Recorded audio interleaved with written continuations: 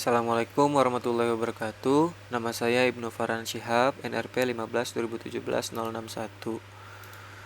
Sini saya akan melanjutkan tugas pertemuan yang ke-8 sekarang.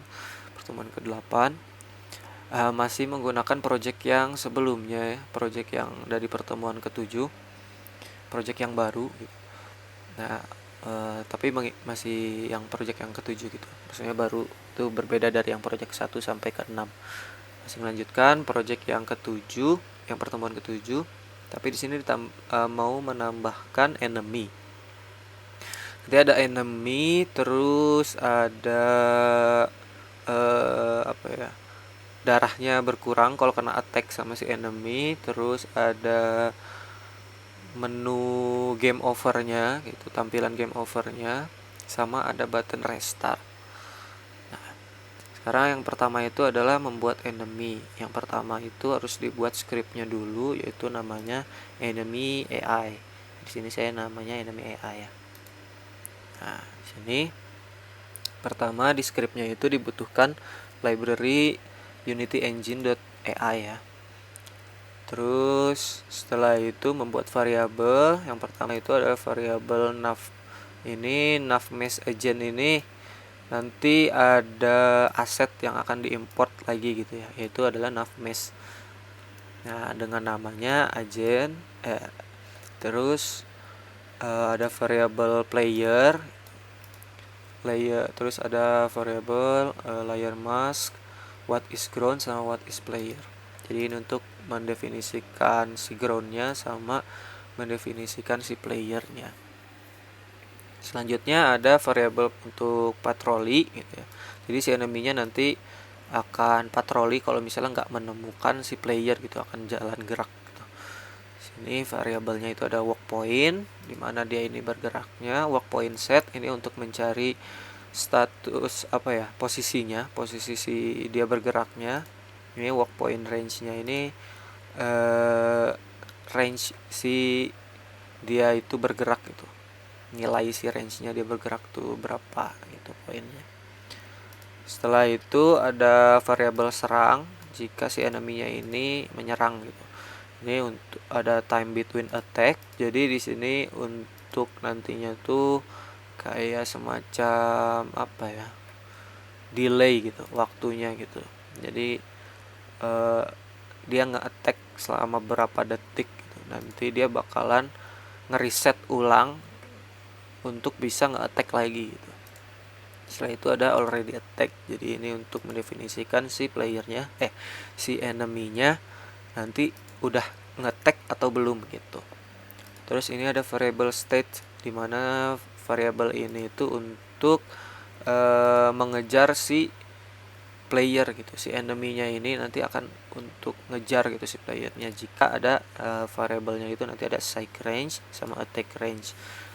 Terus ada variabel dengan tipe datanya itu boolean, yaitu player in psych range sama player in attack range.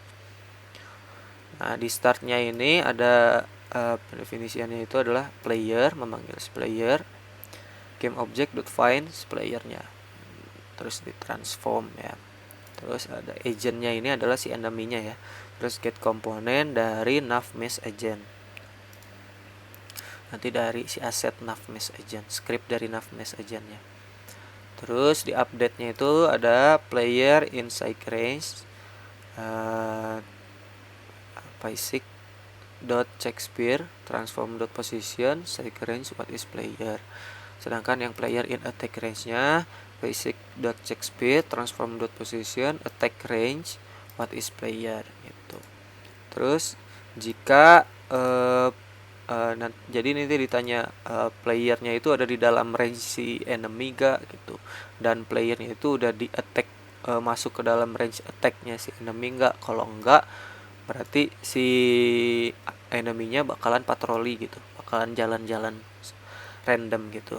Terus jika player di dalam range tapi si player ini belum di attack gitu, belum kena attack, nah nanti si enemy-nya akan ngejar gitu sampai deket sama si playernya baru nge-attack, bisa nge-attack gitu. Nah, selanjutnya jika player di dalam range dan player juga udah di dalam attack range-nya gitu, dia bakalan menyerang gitu, bakalan memberikan damage gitu.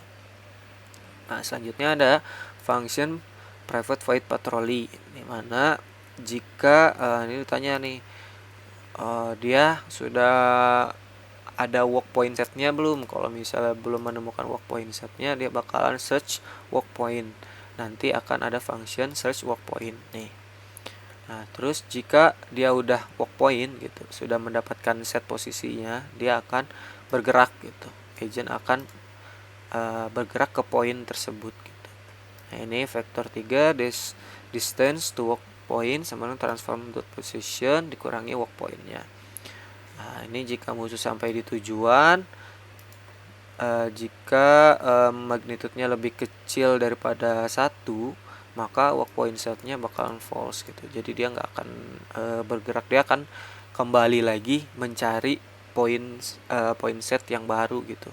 Nah, di sini didefinisikan search work point-nya, difunctionkannya, dimana ada float random z dan float random x. Dengan isinya itu ini untuk mendefinisikan posisi gitu, x sama z-nya. Setelah itu, jika sudah ada work point sama dengan new vector transform dot position dot x plus random x gitu. Plus random x ini, terus transform dot position dot y transform dot position z plus random z. Jadi ini jika sudah menemukan set posisinya, nanti dia bakal membuat posisi gitu, membuat posisi barunya gitu. Jadi dia yang awalnya dari mana, titik ke mana, dia pindah ke titik selanjutnya gitu. Terus jika work point-nya ini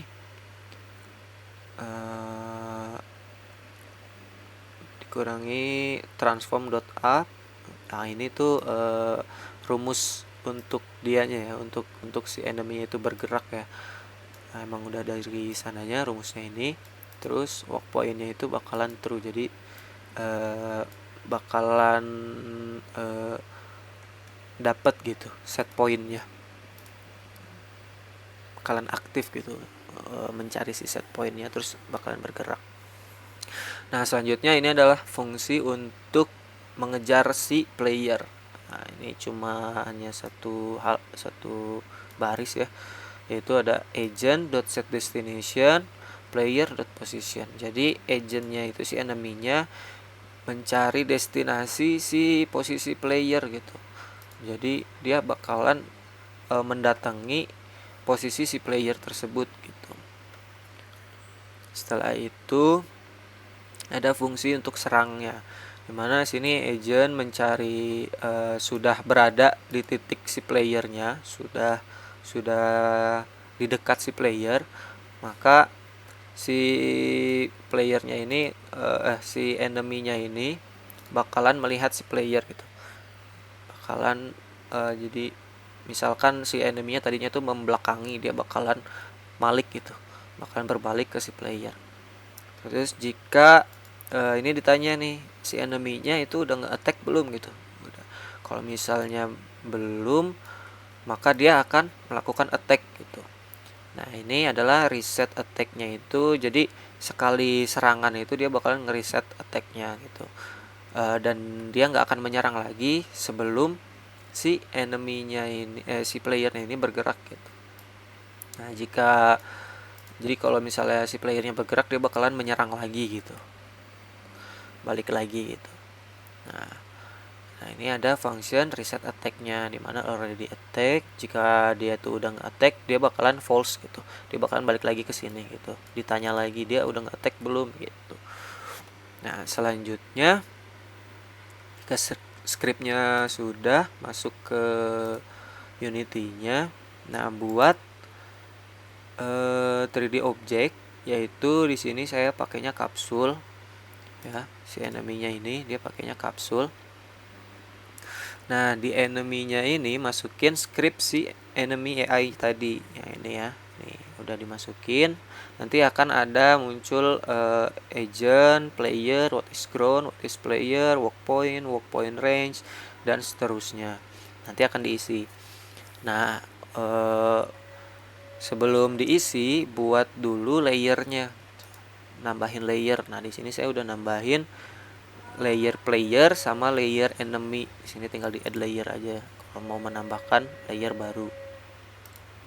Nah, setelah itu si enemy ini dirubah layernya menjadi layer enemy, yang playernya pun sama dirubah menjadi layer player gitu. Jika sudah, enemy-nya ini masukin si yang agent ini tuh dari si enemy-nya sendiri. Ini di drag ke sini, dimasukin. Terus yang playernya itu dimasukin si playernya ke sini. Setelah itu what is ground-nya itu dirubah ke layer ground, yang dimana ini tuh udah ada di tugas-tugas sebelumnya ya, untuk mendefinisikan si terrainnya, si tanahnya gitu, si groundnya ini. Jadi tinggal dimasukkan layernya, what is groundnya itu di ground, dan what is playernya itu adalah si layer player. Jadi ini untuk mengetahui playernya itu yang mana sih. Nah, playernya itu yang ini tadi, yang udah di layer player juga gitu.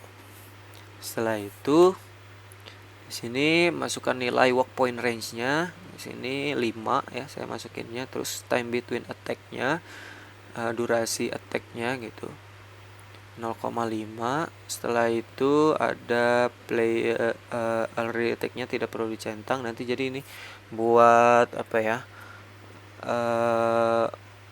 mendeteksi gitu kalau misalnya pas lagi dijalankan gitu si enemy-nya ini belum nge-attack nih. Nah, nanti kalau dia udah nge-attack dia bakalan centang sendiri gitu. Terus kalau misalnya si playernya kabur, nah dia bakalan hilang centangnya lagi gitu. Jadi otomatis nanti.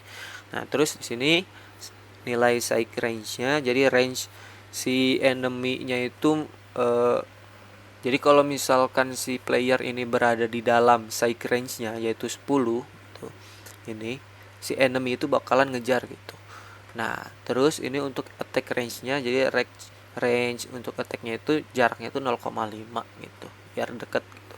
Jadi kalau misalnya dijauhin poinnya, dia bakalan nge-attack-nya dari jauh gitu. Nah, selanjutnya sebelumnya juga dimasukin komponennya ya, dari aset Navmesh agent. Nah, ini tuh asetnya ini udah saya import ya, yang diambil dari yang udah di-download dari pertemuan ke-8 ini, modul yang dikasih sama asletnya. Nah, ini Navmesh-nya, Navmesh komponen sama karakter spidernya. Nah, ini fantasi spidernya, ini si karakter ini dikasih sama asletnya. Nah, masuk kembali lagi ke sini karena ini udah diimport asetnya, jadi tinggal di add komponen. Nah, nanti di add komponen ini cari Navmesh agent. Nah, saya udah pakai, udah dimasukin. Nah, ini udah default aja, nggak perlu diapa-apain kecuali mau dirubah kayak speednya gitu, kecepatan si enemy-nya. Nah, jika sudah,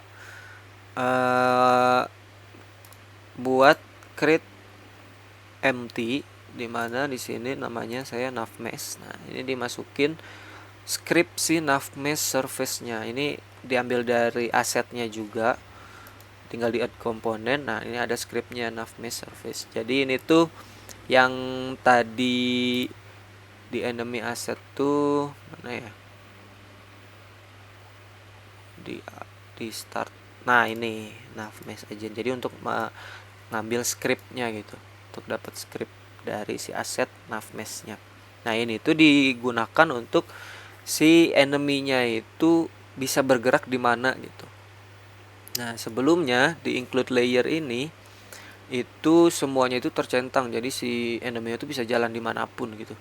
Nah, sedangkan ini saya hanya mencentang yang groundnya saja. Jadi si ground yang di terrainnya itu, yang udah didefinisikan di terrain, si enemy itu hanya bisa bergerak di groundnya gitu. Nah, jika sudah dicentang hanya si groundnya, bebas ya nanti kalau misalkan emang ada layer ada layer yang lain, kayak misalnya ada rumah nih, kayak ada tangga di sini, nanti bisa ditambahin ke sini, jadi si enemy bisa naik ke tangga atau apa semacam. Nah selanjutnya jika sudah, nanti klik ini button back, nanti dia akan memproses. Jika sudah diproses, nanti akan ada muncul tampilan si enemy-nya itu bergerak dengan di mana aja gitu. Nah ini jadi akan ada, nah ini seperti ini ya, si biru-biru ini tuh, ini adalah terrain yang udah dibuat sebelumnya gitu. Nanti si enemy-nya itu bisa bergerak di sini gitu, di yang biru-biru ini gitu. Selain biru-biru ini dia nggak akan bisa jalan di situ gitu loh maksudnya. Selanjutnya jika sudah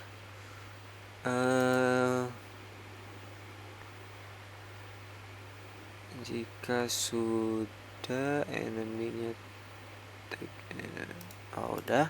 Nah jika sudah bisa dijalanin si enemy-nya. Selanjutnya kita masuk ke pembuatan game overnya. Game overnya karena nanti si enemy-nya kalau misalkan nge-attack, dia bakalan berkurang darahnya, dan jika habis dia bakalan game over. Ataupun misalnya si playernya itu makan, yang kayak kemarin tuh obstacle yang sudah dibuat, makan sampai habis darahnya, dia akan mati gitu, dia akan muncul menu game over gitu, dan ada button restart. Yang pertama dilakuin itu adalah membuat si menu game overnya. Ini udah diambil aja dari post menu yang sebelumnya, di kopas aja. Nah, di sini tinggal dirubah namanya game over. Di dalamnya hanya dibutuhin satu button, yaitu button restart. Dimana button restartnya itu nanti akan dirubah si kliknya ini menjadi HUD manager.restart ya. Setelah itu ini diperlihatin dulu deh ininya bentuknya. Nah kayak gini ya yang saya desain. Nanti ada muncul notifikasi game over. Terus di sini adalah informasinya. Nanti informasi ini bakalan berubah gitu, sesuai dengan si playernya ini mati karena apa gitu, kekurangan kehabisan darahnya itu karena apa, nanti ada di set di scriptnya. Nah jika sudah buat HUD-nya, sekarang masuk ke script HUD manajernya ya, HUD manajernya. Nah ini di sini dibuat variabel, ditambahin variabel baru, yaitu game object, game over menu, sama game object information. Jadi nanti ini untuk tampilan menu si game overnya sama informasi yang ditampilkannya itu. Nah ini informasinya itu tipe datanya string, karena jumlahnya itu nanti kan nggak cuma satu gitu. Jadi ada banyak informasi tergantung si player mati karena apa gitu. Nah setelah itu jika sudah dibuat variabelnya, masukin di update-nya itu memanggil info dari variabel yang info dari sistem darah, dari script sistem darah. Jadi nanti mendeskripsikan informasinya itu di sistem darah. Nah, ini jadi di sistem darahnya buat variabel info. Dipanggil di sini. Sini terus ada text pesan sama dengan information.get component text. Jadi ini nanti menampilkannya berupa teks gitu. Setelah itu buat fungsinya. Nah, ini fungsi game overnya. Public void game over. Jika darah kurang dari 1, maka player bakalan mati gitu. Jadi kalau misalnya playernya mati, akan muncul menu game over. Nah, ini set active true, akan muncul si menunya. Terus game is pause-nya akan true gitu. Jadi pada saat mati itu jadi si player nggak akan bisa gerak gitu. Terus time scale-nya juga akan 0 gitu. Jadi si waktunya juga akan berhenti. Nah, di sini kursornya itu bisa digerakkan untuk jadi dia untuk menekan button si restart gitu. Nanti bakalan bisa menekan button si restart. Setelah itu, jika sudah main menunya sudah dibuat, HUD-nya, selanjutnya membuat button restart. Nah, di sini masih di HUD-nya, tapi sebelumnya itu tambahin dulu variabel library baru, yaitu using Unity Engine .scene management. Jadi ini untuk pendefinisian scene gitu, untuk memanggil scene-nya gitu. Nah, sini buat fungsinya ada public void restart, scene manager yang tadi library tadi .load scene, di dalamnya dengan namanya simple scene. Jadi ini tuh mengambil nama si scene ini. Ya ini sample scene-nya dia dipanggil. Jadi nanti pada saat button restart ditekan, dia akan mengulang si sample scene-nya gitu. Yang pertama, pada saat si sample scene ini kan di run, si playernya tuh nggak kenapa-napa tuh, belum ada yang nyerang atau misal masih diam. Jadi dia bakalan di sini gitu. Ini game over ini. Nah, nanti bakalan nge-restart lagi di sini gitu, jika button restartnya ditekan. Nah, tambahin juga di startnya. Jadi ketika button restart ditekan, game is pause-nya nanti false gitu. Jadi biar nggak perlu menekan tombol escape dulu gitu untuk bisa ngerestart. Nah, sama si waktunya akan berjalan lagi gitu, langsung berjalan. Nah, jika sudah scriptnya dibuat, selanjutnya buat game over ini tadi ya, yang restart buttonnya itu di on clicknya diganti HUD manajernya itu menjadi restart ya, tadi yang function yang udah dibuat itu loh. Nah, function ini jadi dipanggil di sini, di on clicknya dia bakalan ngeload scene gitu. Nah, selanjutnya itu adalah masuk ke HUD manager. Nah, di sini nanti bakalan muncul game over menu sama information, dimana game overnya itu diambil dari sini, infonya diambil dari sini. Jadi nanti informasinya itu bakalan muncul sesuai sama yang dideskripsiin. Nah, deskripsiinnya itu di sistem darah yang tadi udah dibuat nih variabel infonya. Nah, dibuat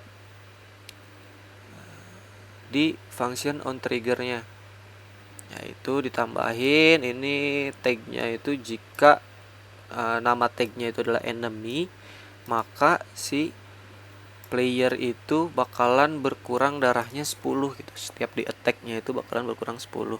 Nah, jika mati bakalan ada informasi you was killed by enemy. Nah, kalau yang obstacle kemarin itu dia kalau mati bakalan ada bacaan you was trying to eat something and poison. Nah, terus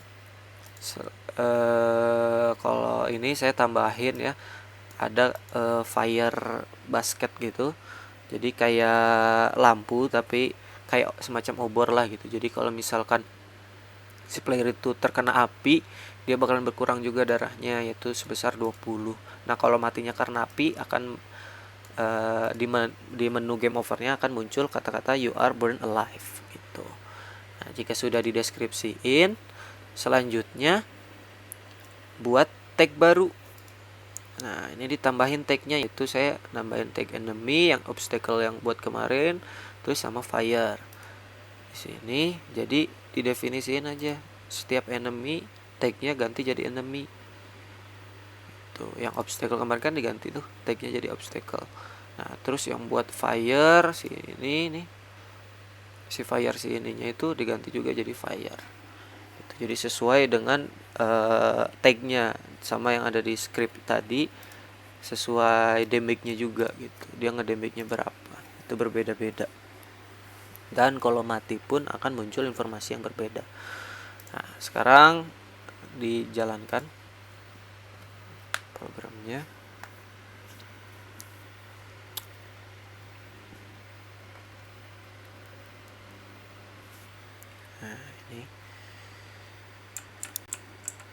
Nah ini, contoh ya, kalau terkena api dia bakalan berkurangnya tuh 20 gitu.